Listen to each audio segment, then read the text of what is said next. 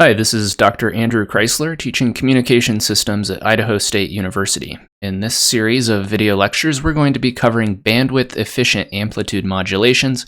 If you'd like to follow along, I'm using this Lathi and Ding textbook, which is a great reference for you.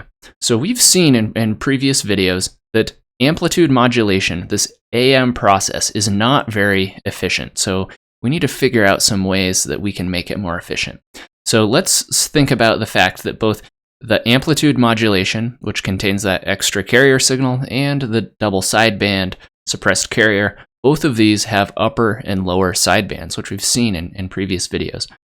So when you modulate these two signals and put them into the frequency domain, this modulated signal has upper and lower sidebands, and they contain actually the same information.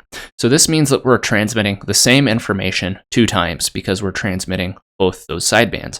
So clearly we have at least one opportunity to improve efficiency by choosing how we transmit these sidebands, maybe transmitting just one set of them. And so what do I mean by this sideband thing? Right, let's just take a real quick look. Right, you have your message is here. When you modulate it, it goes into plus and minus FC, right here and here. And as it turns out, right, these sidebands, they're going to contain the same message.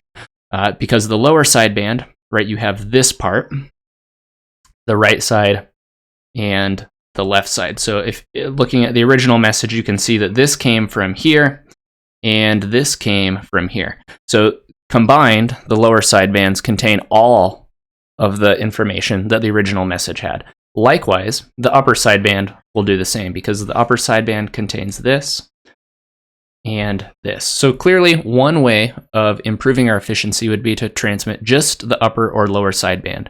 And that's what the first part of the video series is going to cover. The second part of the video series in the future is we're going to look at a couple different variations on single sideband modulation. And we're also going to look at the possibility of sending at least 2 messages at once. So if you could send multiple messages at once, this would be a quadrature amplitude modulation. And this is another way of improving the efficiency. Send two different messages at the same time, or send just a single sideband